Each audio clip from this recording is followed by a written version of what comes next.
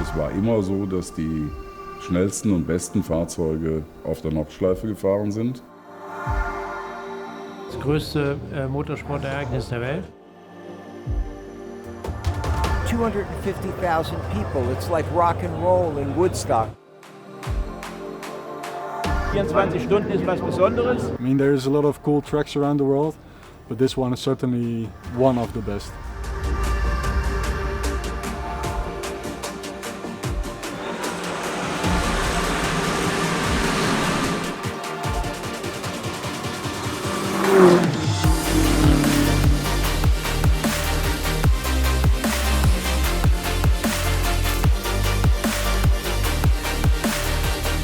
Du warst ja da einer von den schnellsten, was ich überhaupt gegeben habe. You know, the Green Hell is not the safest of racetracks. Wenn du hier von der Strecke abkommst,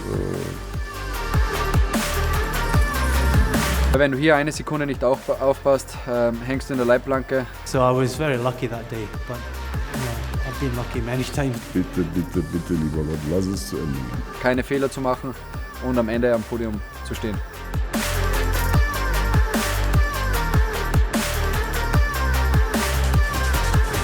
A young dream I'm living now, so it's the best I can have. Ist irgendwie, ist wie ein Virus, sage ich immer. Das ist das härteste Rennen der Welt.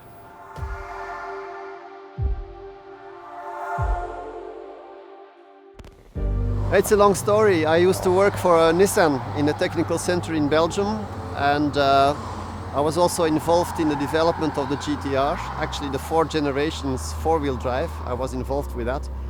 And one day they got me in touch with Falcon because they wanted to do the race here, the 24-hour race. That was in the year '98. And so I came with Mr. Ushida, who was looking after the project, and I introduced him to people here, and I showed him the track and the event and things like that. And of course, I said, well, when you need a driver, I'm here, and I know the place. The car was not good at first because there was no suspension stroke, you see. So the car was bouncing and it had to be retuned to adapt to the track. But the mechanics were good, they knew everything, so it was quite efficient, and I think that was the reason we could finish 6th on our first occasion. The second attempt in the year 2000, indeed, they came with a Toyota GT2 car at the time, which was quite good in performance, but not very exceptional, I would say, when you think of the power to weight ratio. But the road holding was great, brakes and everything was great, so we were actually third in the morning overall. Then a teammate crashed and we lost that position, which was a great pity. But it was a spectacular car because there were flames from the exhaust and things like that, so people got to know Falcon, and the color scheme was special, so people could easily recognize the car.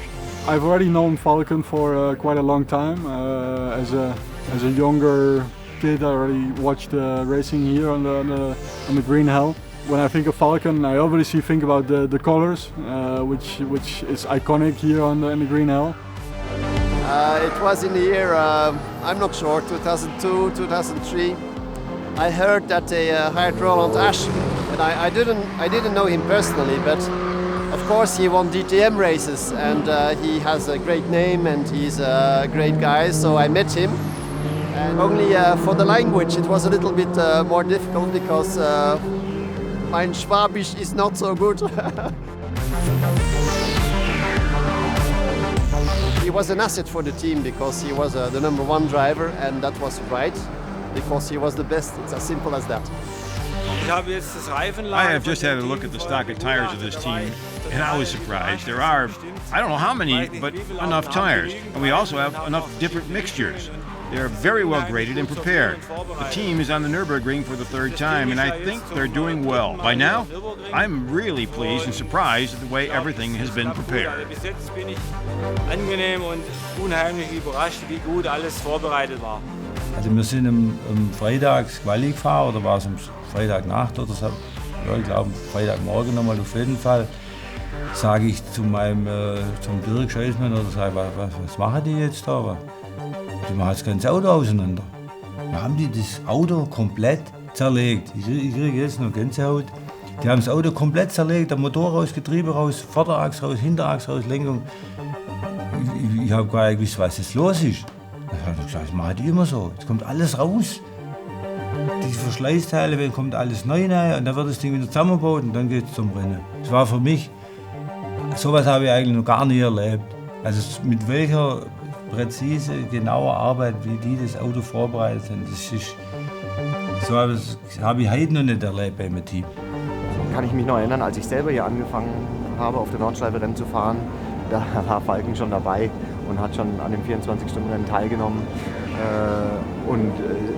Falken hat ja wirklich eine lange Historie jetzt und ich finde es toll, dass so eine Marke wie Falken dieses Rennen so supportet und unterstützt. Wenn du mit dem Auto gekommen bist nachts, vor allen Dingen, was da los war. Bei Tag hast du auch gesehen, aber bei Nacht war es nochmal interessanter, vor allen Dingen, wenn das Auto hinten aus kalt geworden ist vor dem Karussell, da sind 20 Meter Feuer gespuckt. Weil das ein Turbomotor war und die haben dann ein wenig eingespritzt wegen Innenkühlung, dass der Motor kühlt und dann hat es natürlich hinten ausgeflammt. Es war, also ich glaube für die ganze Fans am Nürburgring war das ein ganz wichtiges Auto. Ja, für mich als Motorsportler war natürlich der Nissan oder der Auftritt, oder der Subaru auch und der Auftritt auf dem Nürburgring schon eine bekannte Größe. Hatte auch damit zu tun, der Roland Asch hatte bei uns in der Vergangenheit gefahren. Der Roland war auch einer der Fahrer auf diesem Fahrzeug. Und deshalb, wenn ich das ganze Thema sehe, das natürlich auch sehr aus der Motorsportbrille, ist das für mich schon immer ganz klar die grün-blauen Fahrzeuge auf der Nordschleife. Da haben die mir angerufen, ich sage, so schnell kommen, wir haben abends noch Training, Quali. Da bin ich von dem Porsche Heckmotor, Linkslenker, in den eingestiegen und gleich los und habe das Quali gefahren. Mit dem Rechtslenker, Schaltung links. Da hast du oft mal geschwind überlegt, hast du jetzt so richtig gegangen? Weil das einmal verschaltet, dann ist der Motor kaputt. Also das sind, sagen wir, ganz tolle Erinnerungen. Wenn da irgendeiner sagt, Roland, kannst du mir das Auto mal fahren, dann bin ich eigentlich dabei. Weil das ist irgendwie, ich bin ein Virus, sage ich immer. I had my days and it's over. It's a great souvenir and that's it for me. Also wir sind Ende 2010 zu der ganzen Geschichte gekommen. Ich sage immer so ein bisschen wie die Jungfrau zum Kinde. Wir hatten mit Falken vorher nie etwas zu tun. Falken hat dann entschieden, von einem japanischen Hersteller auf einen deutschen Hersteller zu wechseln. Sie haben sich dann für einen Porsche entschieden und über unsere Kontakte mit Porsche sind wir dann irgendwann da ins Spiel gekommen und haben dann Ende 2010 den ersten Einsatz mit einem noch jungfräulichen weißen Fahrzeug gemacht und sind dann in der Saison 2011 offiziell mit dem bekannten türkis-blauen Auto eingestiegen. Wir sind immer noch, sag ich mal, als Rennteam oder als Teilnehmer hier ein Underdog neben den großen Werksteams, haben uns aber da, würde ich sagen, unseren Platz erkämpft mittlerweile und sind zumindest für die Fans auch nicht mehr wegzudenken.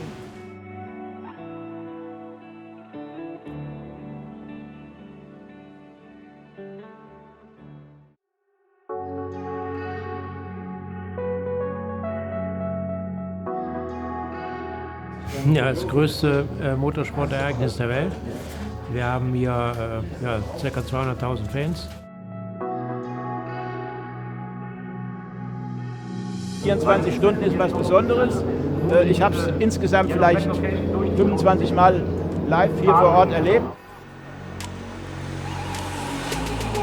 It's really a race like there used to be in the 60s at the Nürburgring, at Le Mans, when great cars like the Ferraris, the Chaparrals, the Ford, the Porsches, the factory teams raced, and the fans, I mean, 250,000 people. It's like rock and roll in Woodstock. That's what's really great about this race.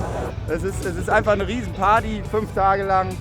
Nürburgring ist die Atmosphäre tatsächlich in meinen Augen das Besondere, weil wir haben hier Fans, ich reise dienstags vor dem Rennen an, da sind hier teilweise schon 200.000 Fans um die Strecke, campen, haben riesige Gebäude aufgebaut, haben Becken, teilweise Pools aufgebaut, kleine Wasserbecken und sind total schon am Feiern und am Durchdrehen.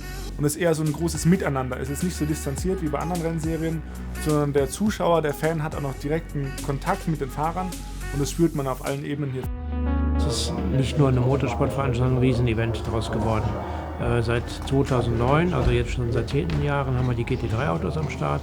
Und auch da sind ja die Hersteller aktiv nicht dabei, aber sie stehen schon dahinter, die Teams, die die Autos einsetzen. Und ja, die haben natürlich auch den Anspruch, dass es alles sehr professionell gemacht wird. まずレースの雰囲気というのにすごく驚きましたね。で、日本のレースだけ見てると、もうレースの文化が、違うと。すごく観客の人たちもすごくレースをいろんな意味で楽しんでいるというところと、あとは純粋に規模が日本のレースに比べてすごく大きいということにまず驚きました。Ja, es ist so ein Mythos Nürburgring, kann man ja so sagen.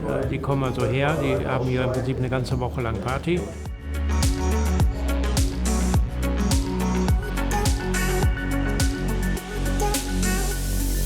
Und haben halt hier eine Woche lang Spaß mit Motorsport. Wir haben auch so unsere Fahrer ein bisschen befragt, welche Stellen ihre Lieblingsstellen sind auf der Strecke. Und ganz viele von unseren Fahrern haben angegeben, dass das Brünnchen ihre Lieblingsstelle ist, weil sie da wirklich die Fans sehen und das motiviert sie auch beim Fahren. Also die saugen das schon auf. Die merken das, die nehmen das wahr und die lassen sich da auch mitreißen. Auf jeden Fall ist es ein großes Miteinander und das macht es ganz Besonderes. Es ist wie eine große Familie und jeder kennt jeden in Anführungszeichen. Und ich wüsste, falls mal was auf der Strecke sein sollte und ich komme wie im Hagel den Berg nicht mehr rauf, dann wären da bestimmt 20 Leute, die mich gerne in den Arm nehmen würden oder das Auto anschieben würden, wenn sie könnten. Und das ist, glaube ich, das Einzigartige an dem.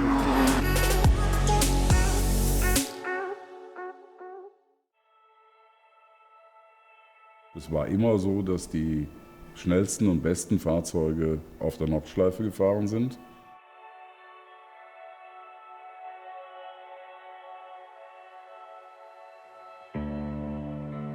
Die schönste Rennstrecke der Welt. Man kann es nicht anders sagen. Ja, Nürburgring ist mittlerweile 92 Jahre alt, 1927 eröffnet worden.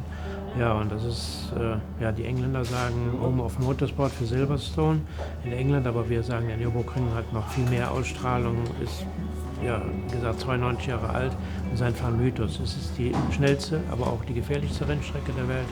Und ja, der Reiz, das spürt man hier überall. Jeder ist begeistert, wenn er dabei ist. Und das ist halt schon was Besonderes. I mean, there is a lot of cool tracks around the world, but this one is certainly one of the best. Der Nürburgring ist einfach, ich glaube, für jeden Fahrer die größte Herausforderung, auch fürs Material und für den Fahrer, sage ich mal. Gerade die Nordschleife. Ich persönlich finde speziell, dass sie so lang ist, sehr uneinsichtig ist und dass du keinen Auslauf hast. Das finde ich das Speziellste in der Nordschleife. Grand Prix-Strecke, bremst du an, erste Kurve, ein riesen Kiesbett und du kommst eigentlich, die Leitbanke kannst du fast gar nicht sehen in Relation. Nordschleife wiederum, hast du so gefühlt 3 cm Grünstreifen, so, und dann Wand. Ich bin so lange gefahren oder so viele Rennen schon gefahren, aber ich habe heute noch einen riesen Respekt auf der Nordschleife, weil die Nordschleife einfach was ganz anderes ist wie normale Rennstrecke. Da kommen Situationen, die hast du sonst nirgends. Sie ist facettenreich, sie hat durch ihre unterschiedlichen Belege, durch ihre extremen Kurvenradien, die sie teilweise aufzeigt, wahnsinnig viel Interessantes. Für den Fahrer und fürs Auto einfach die härteste Strecke, was es gibt. Du musst dort mit allem rechnen. Und du musst einfach blitzschnell reagieren, was machst. Du hast nicht viel, du hast keinen Bruchteil Zeit zum Überlegen, das muss sofort funktionieren. Du brauchst einfach einen 7. Sinn, sage ich immer, auf der Nordschleife. Die Nordschleife ist für uns natürlich auch ein Mythos, ganz klar. Es ist immer schwierig dort oben. Ich meine, wenn die Sonne scheint und es ist nur warm und nur Sonne, dann ist das alles schön. Aber wir haben dieses Jahr auch wieder sehr viele Rennen mitgemacht, wo wir unterschiedliche Wetterbedingungen hatten. An Start und Ziel war es trocken, an anderen Streckenpunkten hat es sintflutartig geregnet.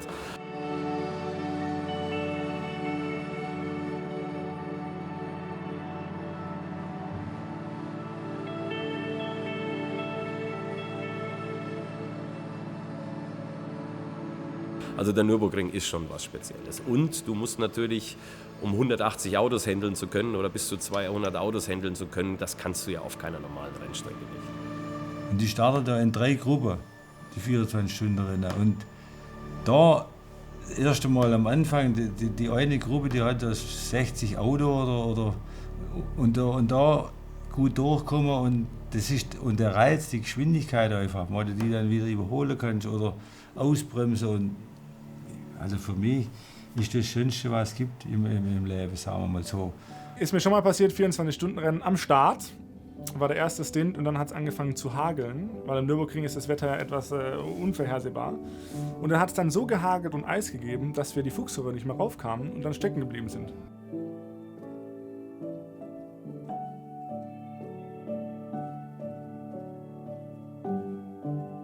Tatsächlich, wir waren eigentlich vorne mit dabei und dann sind wir da quasi festgefroren unter den Hagelkörnern und mussten dann tatsächlich abgeschleppt werden. Aber weil dann die Scheibe so beschlägt, dann siehst du nicht mehr, wo du hinfahren musst und musst dann einfach diesem Abschleppfahrzeug, der dich dann den Hügel raufzieht, musst dann einfach so ein bisschen blind nachfahren und immer gucken, wo der dich vorne hinzieht. Und dann bin ich den Restart gefahren, auch im katastrophalsten Regen und dachte eigentlich jede Runde, es geht nur ums Überleben.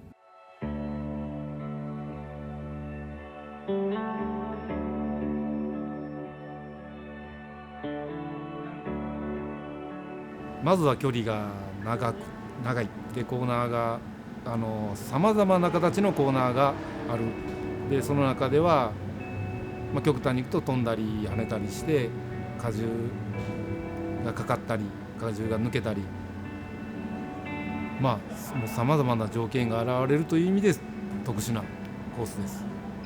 Aber hier auf der Nordschleife glaubst du eigentlich nach jedem Rennen, du hast wieder was Neues gelernt, was Neues gesehen, so viele Situationen, die man eigentlich gar nicht so beschreiben kann, die was man eigentlich erfahren muss. Und deswegen ist für mich die Nordschleife schon das herausforderndste Rennen, was es gibt. Yeah, it's super special in the dark because you're really focused on just what your own lights can show you. Especially on the Nordschleife, the darker parts where there's no lighting on track, you just see your lights and you see the campfires by the fence. You see, you smell them, you smell the fires, you smell the barbecues. You don't see the fans anymore in the night, but there's so many fires and stuff going on that it's a beautiful scenery. So you have high speed, you have low speed, you have humps and bumps, and this is for me the most special point and the most dangerous point. In fact, the weight of the car changes all the time. So the car is in compression, then the car is in full droop, and you have to compensate for that with the steering. Otherwise you will not remain in control of the car. Anfang 90, 91, 92 sind wir mit dem DTM-Auto auch Nordschleife gefahren, war natürlich auch ein Wahnsinn mit dem DTM-Auto auf der Nordschleife. Wenn man da nachher die Filme angeschaut hat, wenn man sieht, was da manchmal die Autos machen, wenn die Räder in der Luft sind und so, da darf man gar nicht dran denken. Ich als Techniker, ich bin der Kfz-Meister und habe das dann gesehen, da habe ich oft an die Schraube gedacht, an der Lenkung und alles und denkt, ob das alles hält. Es gibt ganz wenige Piloten, die dieses Thema hier ihr Zuhause nennen können. Die anderen machen es mit Talent und mit ihrem Popometer. Für mich ist es nicht etwas, was, wie soll ich sagen, was selbstverständlich ist. Es ist sehr, sehr viel harte Arbeit und genau das ist der Grund, warum wir hier sind. Wir wollen Rennen gewinnen, wir wollen so weit wie möglich vorne sein. Und wenn man diese Motivation nicht hätte und wenn das eigentlich nicht bedeutungsvoll wäre, ich glaube, dann wären wir hier falsch. Im Grunde haben wir das über die vielen Jahre einfach gemerkt, wie schwer das ist, überhaupt fehlerfrei durchzufahren und auch anzukommen und dann auch noch besser zu sein als die anderen. Es ist eine große Herausforderung. Speziell in der Nacht, teilweise wenn es regnet und auch im Nebel ist es sehr, sehr schwierig und dann hast du wirklich den Fokus zu 100% nur auf dich und versuchst das Auto, wie gesagt, so schnell wie möglich über die Strecke zu bewegen und das natürlich auch fehlerfrei. Es hängt sehr, sehr viel dran. Ein kleiner Fehler und das ganze Rennen kann beendet sein. Also es ist schon sehr viel Druck da, aber wenn du im Auto sitzt, geht das eigentlich. Man will 24 Stunden fahren, muss natürlich fast immer voll fahren, was das Auto bringt. Aber man muss im Hinterkopf haben, dass der nächste Fahrer das Auto und immer der nächste, dass der das Auto auch noch benutzen kann, dass man das jetzt kaputt macht, kaputt fährt.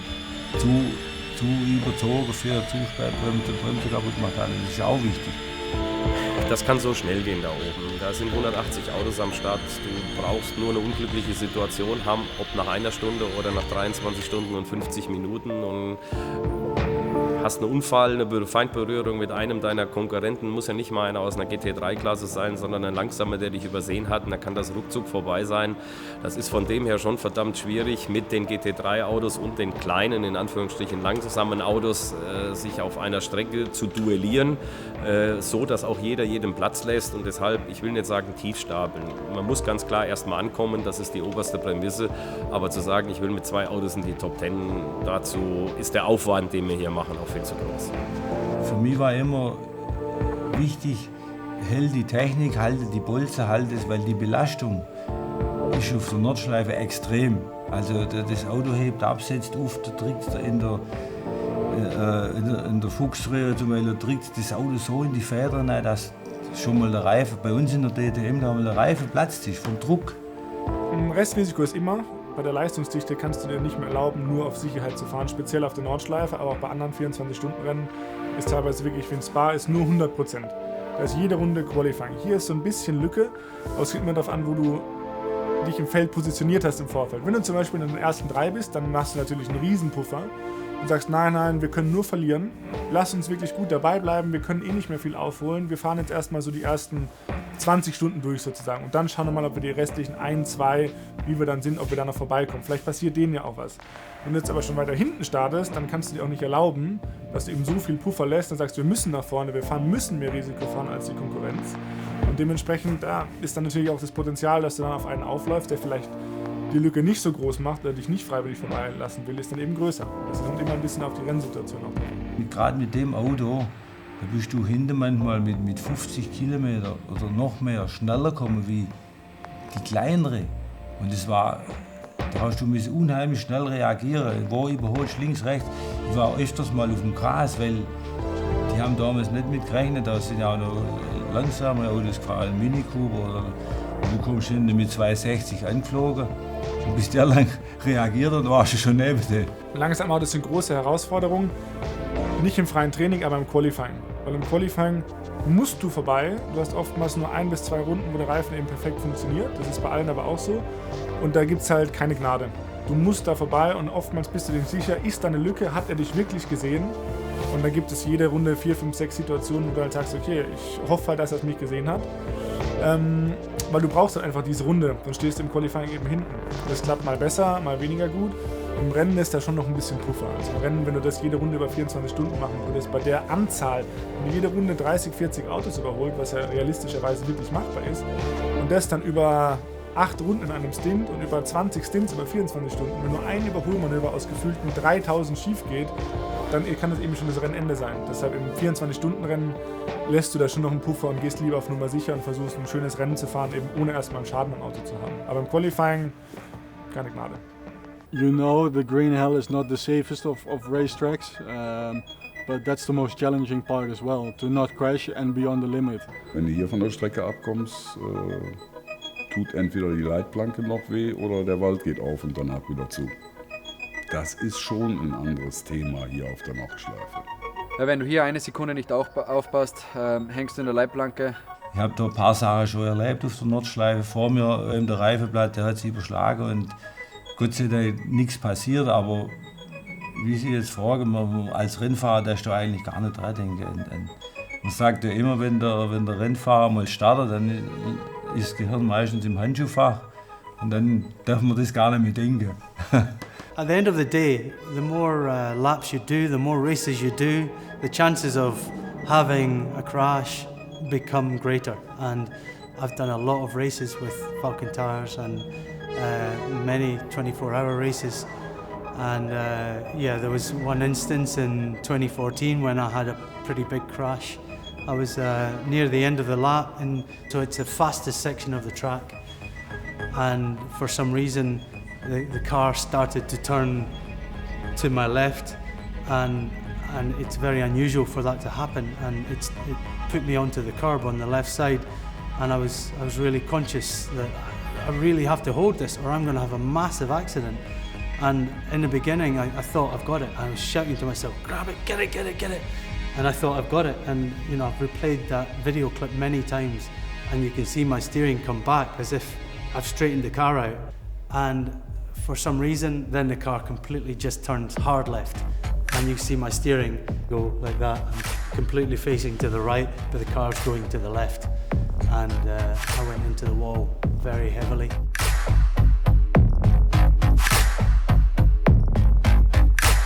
You know, I can do nothing to stop this now.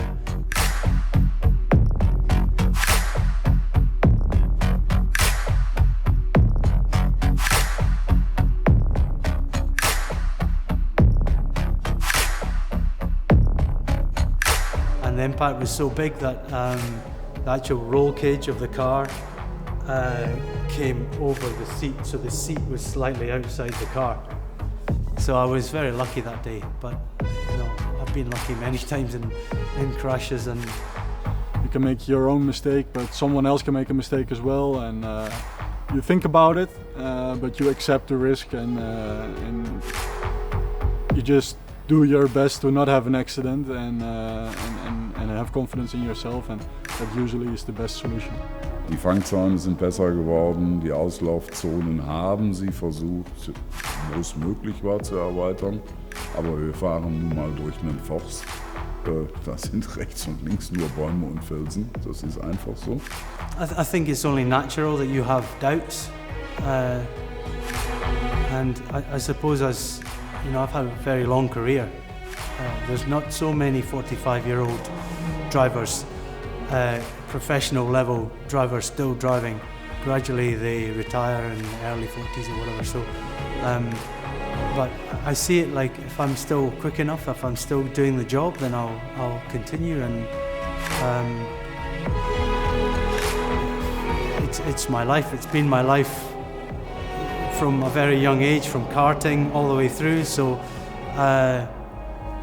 you know, I'm not just gonna throw that all away and stop when I'm still on the pace and I'm still physically fit.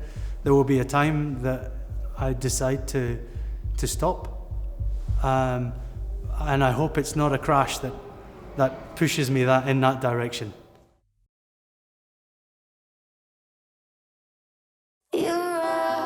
Wir haben Tiefen gehabt, wir haben auch Höhen gehabt und es ist schöner, sich an die Höhen zu erinnern, wie an das, was du an Tiefschlägen gehabt hast, sage ich jetzt. Weil wir haben viel Lehrgeld bezahlt am Anfang, eine Reifenentwicklung. Wir müssen Reifen entwickeln und müssen parallel dazu ein Auto zu entwickeln.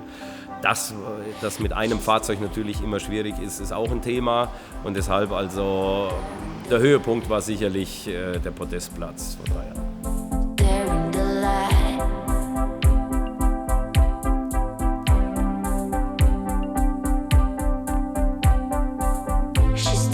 2015 was really a big push for us to try and get that podium, and you know, coming closer and closer to the checkered flag, we were in that position and we were pushing really hard, and it was a great relief to finally make that podium after so many years of trying.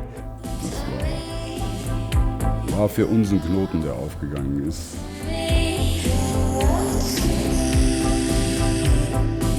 Da haben wir auch als erwachsene Männer da unten gestanden und geheult. Das war, also da kriege ich jetzt wieder einen Kloß, wenn ich dran denke. Da merkst du, wie sehr dieses Team zusammengewachsen ist und wie diese,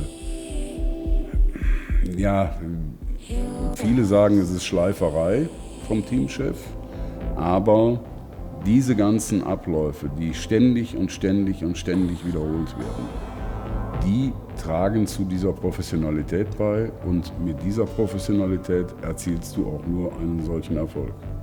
Das Jahr zuvor mit dem 4. Platz war wie gesagt hart, aber dann der 3. Platz mit dem Podium, das Auto da stehen zu sehen und zu wissen, okay, wir haben es jetzt aufs Podium geschafft.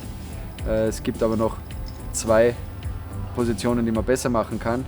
Es gibt ja wiederum einen Ansporn für die Zukunft, aber auch eine Bestätigung für das, was bis dahin geschehen ist. Und es war sehr, sehr wichtig für unser Team. You know, we really had a good race. Everything went our way, and the reliability and everyone's driving was absolutely perfect. Of course, we had little touches with the car and other cars. That, you know, you can see the pictures from then with our car having damage on it, but that's kind of normal. And if you survive those moments without any real big damage, then you can go on and have a good race.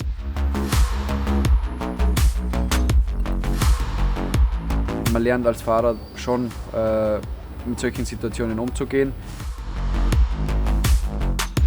Natürlich ist man nervös. Es wäre gelogen, wenn man nicht nervös ist, auch als außenstehender Fahrer. Man weiß aber, die Kollegen geben das Beste im Auto. Der Peter hat in dem Zeitpunkt einen super Job gemacht. Natürlich hofft man, dass jetzt nur mehr das Rennen, dass er die Zielflagge sieht. Yeah, you have a certain responsibility, and before a race begins, you don't know where you're going to be because we have a roster of who's going when. But often during the race, strange things happen.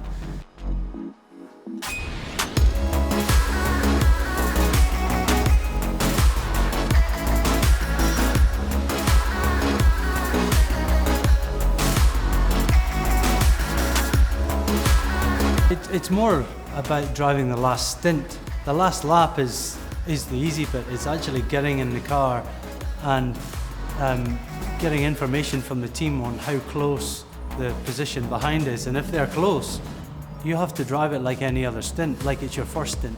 You need to push maximum to stay away from them. And that means taking the same risks that you would have taken earlier in the race. So nothing really changes. But by the time you get to the last 2 laps, things have settled down, and especially the last lap, there's cars touring around very slowly, and you have to be very careful not to hit them. But it also makes it difficult for anyone who's pushing from behind to then catch you up because they have the same trouble. So the last lap, unless you're hearing strange noises from the car and your imagination is running wild, then you know that, okay, I'm going to make this, and this is going to be a good finish.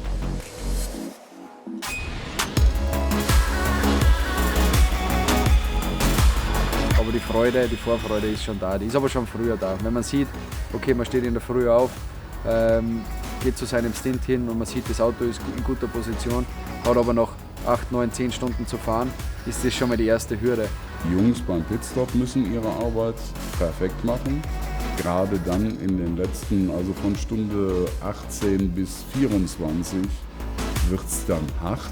Das wird richtig hart.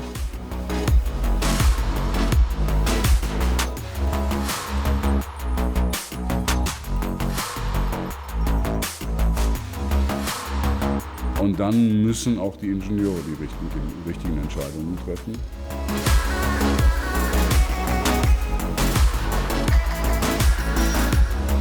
Und wenn dann alles passt und die Pace vom Auto ist gut, dann ist das toll, aber dann stehst du auch die letzten 2 Stunden an der Pitwall und denkst, bitte, bitte, bitte, lieber Gott, lass es zu Ende. I'm always very neutral until I'm actually standing on the podium and the race is finished and it's clear that we have the result, because too many things can happen in motorsport. Ich weiß, ich habe im ersten Jahr den Fehler gemacht, wo wir in dem VLN-Lauf ziemlich weit vorne lagen und stand neben Sven und griff ihm schon so auf die Schulter und sagte er zu mir, Ernst, lass es, du weißt es aus unserer Masters-Zeit, wenn die Flagge unten ist, dann ist das Rennen vorbei. Ja, und dann war das Auto in der letzten Runde weggeworfen worden.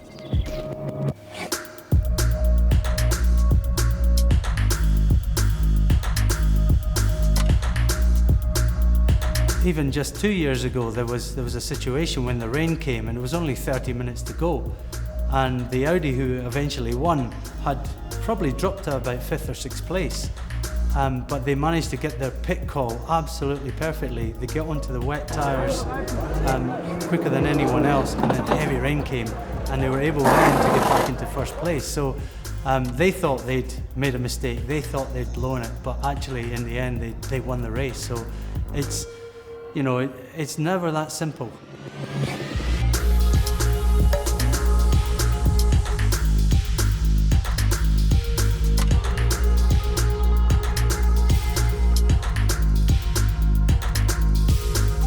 So the wet racing here in the Green Hell is always very special, especially because with such a big track you don't know exactly where it's going to be super wet or dry lap after lap, because the lap just takes over 8 minutes. Track conditions change all the time, and for example 2 years ago it started raining half an hour before the end when I was out on slicks and battling for position, so it was pretty spectacular. Not a very confident feeling, a good feeling in the car. When you're going from full dry and sunny conditions to full wet within a few seconds.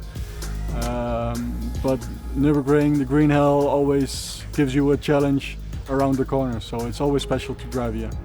The team spirit is really special. I mean, we're working now together with Porsche and with BMW, so it's 2 different crews, 2 different driver crews, mechanics, but everyone is working together as one team with one goal, and that's to win the race.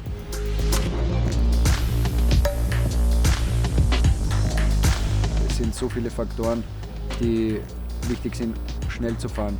Der Fahrer muss gut drauf sein, das Auto muss gut funktionieren, die Mechaniker müssen einen fehlerfreien Job machen. Es ist ein großes Stück und der Reifen ist ein Teil davon, aber ein sehr, sehr wichtiger Teil. The Falcon tire is above everything else, so we develop as a team and we develop the tire. タイヤは、すごく重要。当然エンジン、ドライバーその他含めて車という部分は大きいんですけども、実際に地面につくのがタイヤなので、タイヤがすごく重要だとは思ってます。Unser Ziel ist es, durchzukommen, das Auto 24 Stunden heil zu lassen, keine Fehler zu machen und am Ende am Podium zu stehen.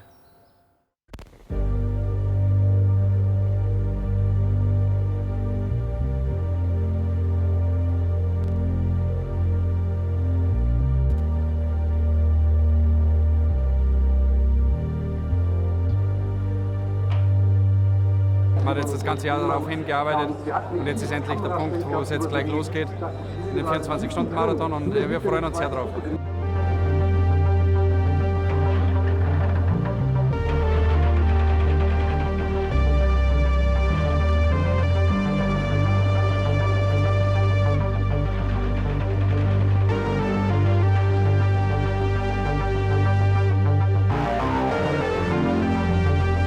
Nordschleife kann viel passieren und deshalb erstmal ankommen, ist erstmal die erste Priorität. Wenn es dann reicht, dann gewinnen wir zusammen. Wenn es nicht reicht, dann verlieren wir auch zusammen.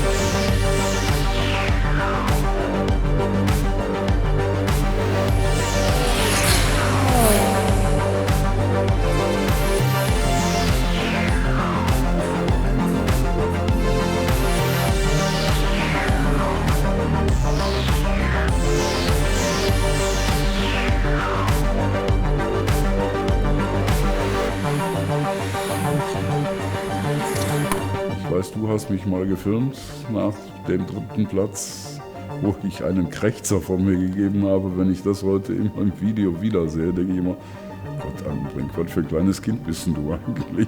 Aber das ist wirklich diese pure Emotion, die dann aus dir rauskommt. Das ist einfach so. Das ist ja das Schöne daran, solange man es noch nicht erreicht hat, hat man noch ein Ziel. Und wenn man es dann erreicht, geht es weiter, dann möchte man natürlich nochmal gewinnen. Weil diese Momente brauchst du, damit du wieder ins nächste Rennen gehen kannst. Schönste auf dem Nürburgring damals. Ich habe viele Sachen schon erlebt, aber mit dem Einsatz mit Falkenreifen, mit dem Team von Japan, mit dem Nissan, das war Wahnsinn. Das war eigentlich das Schönste, was es gibt. Now with Falken, I feel at home, I feel comfortable, and yeah, that's a young dream I'm living now. So it's the best I can have.